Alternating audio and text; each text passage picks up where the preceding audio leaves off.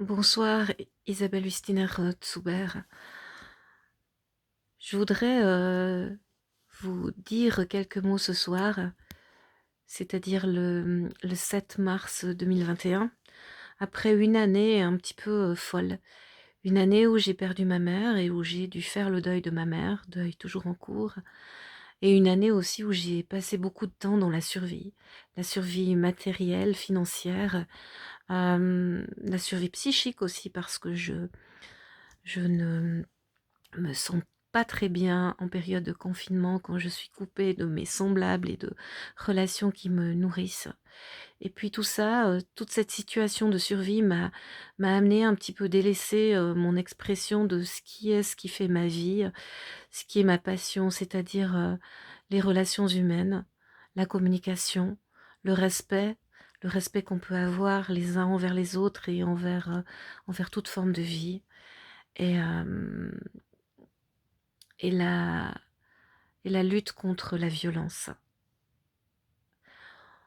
On a l'habitude de différencier la violence physique et psychologique, et moi je trouve qu'il est encore plus pertinent de la classifier comme ça, la violence. Il y a une espèce de violence qui peut être une violence physique, qui est par exemple ce que je peux faire si je suis fâchée, que je mets mon poing dans la figure de mon voisin parce que je le déteste et que je veux exprimer mon mécontentement, ou bien alors le mettre sous ma coupe. Et ça, c'est la violence physique qui fait que l'autre va soit fuir, soit rétorquer. Il y a effectivement la violence psychologique, hein, qui est cette violence qui consiste à rabaisser autrui, à l'attaquer avec des mots qui soit dénigrent, soit font peur. Et cette violence-là psychologique, elle est largement méconnue. Et même quand elle est connue, elle est hélas pas suffisamment prise en compte. Et quand quelque chose n'est pas pris en compte, eh ben, on ne trouve pas de stratégie pour faire autrement, puisqu'on fait comme si elle n'existait pas. Je tiens à dire que bien sûr que nous sommes une personne faite de corps et d'esprit, de chair et d'âme, et que tout ce qui atteint notre corps atteint notre cœur, et tout ce qui atteint notre cœur, nos émotions, atteint bien sûr notre corps. Puis il y a une troisième forme de violence qui, de manière inquiétante, se répand, me semble-t-il, de plus en plus, qui est la violence perverse.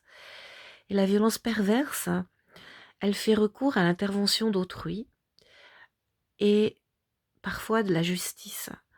La violence perverse, elle fait que la personne qui la commet recourt à l'intervention d'autres personnes ou de structures, de différentes structures institutionnelles par exemple, pour s'en prendre à autrui, en se positionnant comme victime et en décrivant la réelle victime de cette violence perverse comme quelqu'un qui commet de mauvaises actions ou qui est une personne peu recommandable.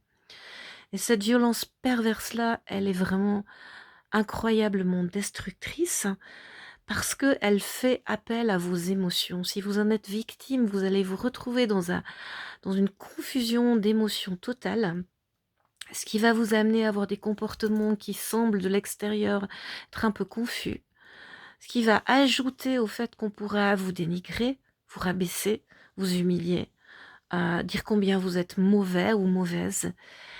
Et j'aimerais là faire une petite comparaison avec un produit local, c'est-à-dire le vin rouge. Quand vous buvez un petit peu de vin rouge, c'est très positif pour votre corps et votre fonctionnement physiologique parce que ça résulte dans le fait que vous aurez une meilleure oxygénation de vos cellules. Si vous buvez moyennement du vin rouge, eh bien vous allez vous détendre. Vous allez être un peu plus détendu physiquement et mentalement. Et puis si vous buvez vraiment trop de vin rouge, à ce moment-là, vous allez sombrer dans la confusion, avoir des mouvements désordonnés. Dans les émotions, c'est la même chose. Un peu d'émotion, ça a un effet uniquement positif parce que les émotions donnent de l'énergie, elles mettent en mouvement. La tristesse, le fait de pleurer, ça permet au corps de se relâcher. La colère, ça permet de laisser les tensions se dissoudre. L'expression de la colère, bien sûr sans s'en prendre à autrui, le fait de la laisser sortir, ça permet de laisser, circuler l'énergie à l'intérieur de nous. Et puis, la joie. La joie aussi, ça permet l'expression et l'expansion du corps et de l'esprit et la joie, il faut la vivre, on peut la vivre, ce qui évite de tomber dans une espèce de blabla mental, qui sert à pas grand chose. En revanche, s'il y a trop d'émotions, à ce moment-là, on sait que le fait de ressentir fortement les émotions fait on ne peut plus raisonner correctement. On n'arrive plus à accéder à nos capacités, cognitives et de raisonnement habituelles, ce qui fait qu'on perd nos ressources et puis aussi on donne une image de nous qui est peu flatteuse. Et la violence perverse, elle fait appel à ça. La violence perverse, puisqu'elle consiste principalement en de fausses accusations, soit concernant qui vous êtes, soit concernant ce que vous faites, eh ben, elle vous met dans un tel état de peur et de révolte ou d'émotions diverses tellement fortes que si vous restez là-dedans, eh bien, l'image que vous allez donner de vous-même, elle va être assez déplorable. Et il y a différentes manières de réagir à cette violence-là.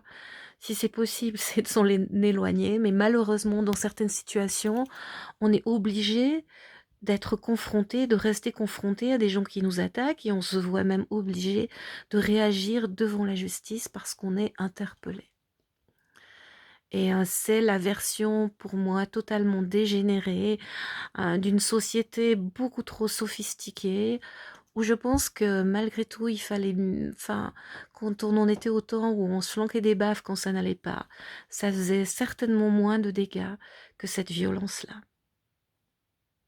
Tout en précisant que bien sûr, le mieux, c'est l'absence tout court de violence. Sur ce, je vais vous souhaiter une bonne soirée et puis je poursuivrai une autre fois et avec une autre vidéo pour parler de différentes stratégies pour sortir de là. En empathie totale et de tout mon cœur avec les gens qui sont maintenant, qui font face à ce genre de situation, principalement quand ces situations sont vécues au sein de la famille. À bientôt.